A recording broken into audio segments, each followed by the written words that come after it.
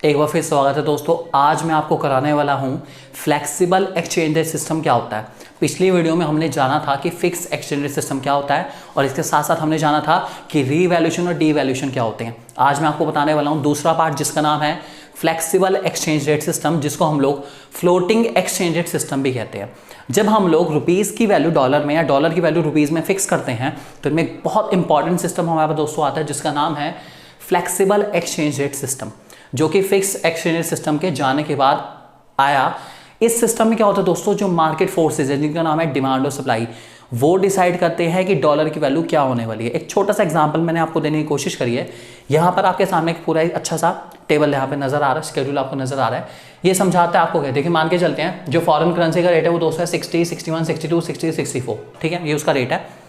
अब अगर मैं आपसे पूछूं कि आप किस टाइम पे सबसे ज्यादा करेंसी खरीदना पसंद करेंगे, जब रेट 60 रुपये है तब खरीदना पसंद करेंगे सबसे ज्यादा, या जब रेट 64 है तब खरीदना सबसे ज्यादा पसंद करेंगे? ऑब्वियसली बात आपका आंसर आएगा कि जब डॉलर सस्ता है, 60 का मिल रहा है, तब हम ज्यादा से ज्यादा खरीदेंगे क्योंकि डॉलर सस्ता है। तो उस समय सबसे ज्यादा डिमांड हमारी रहेगी किसमें, 60 पर। उसके बाद जैसे जैसे रेट बढ़ेगा डिमांड गिरती जाएगी गिरती जाएगी गिरती जाएगी, ठीक है।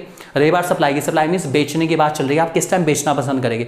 हर इंसान कहेगा बेचेंगे तब जब रेट अच्छा मिलेगा, मतलब बेचने की जो है बात चलती है किस पे, सबसे ज्यादा बेचने की बात आएगी किस पे, 64 पे। सबसे ज्यादा डॉलर बिकेंगे 64 वाले रेट पे क्योंकि रेट अच्छा खासा मिल रहा है।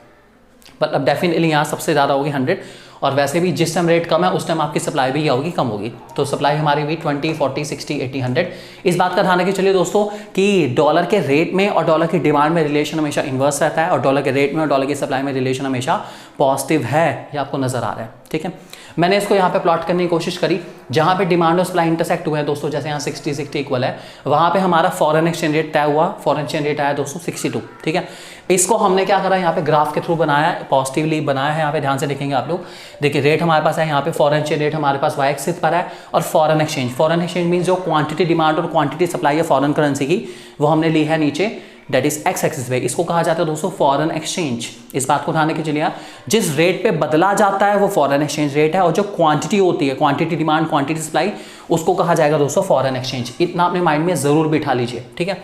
आपके सामने यहाँ पे डिमांड कब सप्लाई कब है, डिमांड कब में नेगेटिव रिलेशन दिख रहा है, सप्लाई कब में पॉजिटिव रिलेशन है। मैंने इसको प्लॉट करा प्रॉपर्ली, ध्यान से देखिए दोस्तों। यहाँ पे 60 पे सप्लाई, उसके बाद जैसे जैसे रेट बढ़ रहा है सप्लाई बढ़ती जा रही है। डिमांड की बात करूँ 60 पे डिमांड जा रहा है, उसके बाद जैसे जैसे रेट बढ़ रहा है डिमांड गिरती जा रही है। तो इस बात को ध्यान रखिए चलिए दोस्तों, ये डिमांड कब और सप्लाई कब को जब हमने इसको प्लॉट करा अच्छे से, तो जहाँ पे इंटरसेक्ट हो रहे हैं, यहाँ पे इंटरसेक्ट हो रहे हैं ई पे, जहाँ इंटरसेक्ट होंगे उसको कहा जाएगा इक्विलिब्रियम, ठीक है।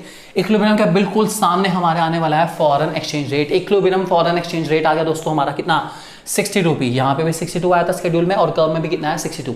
क्वांटिटी की बात करूँ तो क्वांटिटी में मुझे नजर आया रेट आया था 60 पे, और नीचे भी यहाँ पे क्वांटिटी आ रही है 60 पर। इस सिस्टम को दोस्तों कहा जाता है फ्लेक्सिबल एक्सचेंज रेट सिस्टम।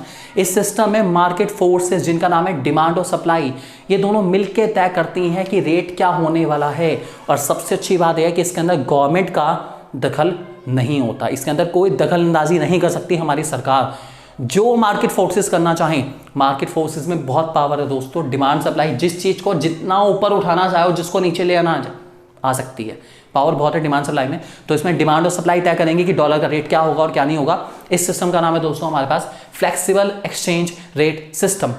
बहुत इंपॉर्टेंट है, इसको हम लोग फ्लोटिंग एक्सचेंज रेट सिस्टम के नाम से भी जानते हैं। इसमें डिमांड और सप्लाई किसके द्वारा करी जाती है मैं आपको बता देता हूँ। डिमांड और सप्लाई करी जाती है उन बैंक्स के द्वारा, उन इंडिविजुअल्स के द्वारा, उन फॉरेन इंस्टीट्यूशंस के द्वारा जो डॉलर को खरीदते हैं, रुपीस को खरीदते हैं, जो खरीदते बेचते हैं फॉरेन करेंसी को या हमारी करेंसी को खरीदते बेचते हैं, उनके द्वारा डिमांड और सप्लाई करी जाती है, जिसकी वजह से यहाँ पर जो फॉरेन एक्सचेंज रेट है उसके अंदर अप डाउन आते रहते हैं। कभी डिमांड बढ़ जाती है, कभी सप्लाई बढ़ जाती है। अगर डिमांड बढ़ जाती है तो हमारा डिमांड कब शिफ्ट हो जाएगा राइटवर्ड, डिमांड घट जाती है डिमांड कब शिफ्ट हो जाएगा लेफ्टवर्ड। ऐसी सप्लाई बढ़ जाती है, सप्लाई कब शिफ्ट होगा राइटवर्ड, और अगर सप्लाई कम हो जाती है तो सप्लाई कब शिफ्ट होगा लेफ्टवर्ड। इस तरीके से इसके डिमांड में हल्का सा चेंज आना चाहे तो आ सकता है। मैं आपको छोटा सा एग्जांपल देता हूँ, तो डिमांड में या सप्लाई में चेंज कैसे आता है उसका एक छोटा सा एग्जांपल। चलिए मान लेते हैं हम लोग कि डॉलर की जो सप्लाई है वो बढ़ जाती है। सप्लाई बढ़ने का मीन सप्लाई को राइट पर शिफ्ट होगा। ये जो सप्लाई को आपको नजर आ रहा है इसको हम राइट पर शिफ्ट कर देते हैं। ये हमारा सप्लाई का कहाँ शिफ्ट हो गया, राइटवर्ड, ठीक है। अपनी पोजीशन से यहाँ पर आ गया, एस डैश पर आ गया। अब नया इक्विलिब्रियम दोस्तों आएगा यहाँ पे हमारे पास ई डैश, ठीक है। और इस ई डैश पे हमारा जो रेट है दोस्तों वो आएगा कितना, 61 आ गया। यहाँ पे अगर आप ध्यान से रेट हमारा गिर गया और क्वांटिटी आ गई यहाँ 80 वाली। तो ये डॉलर का जो रेट है वो पहले से सस्ता हो चुका है, डॉलर सस्ता हुआ है, इसलिए इंडियन करेंसी का एप्रीशिएशन कहलाएगा।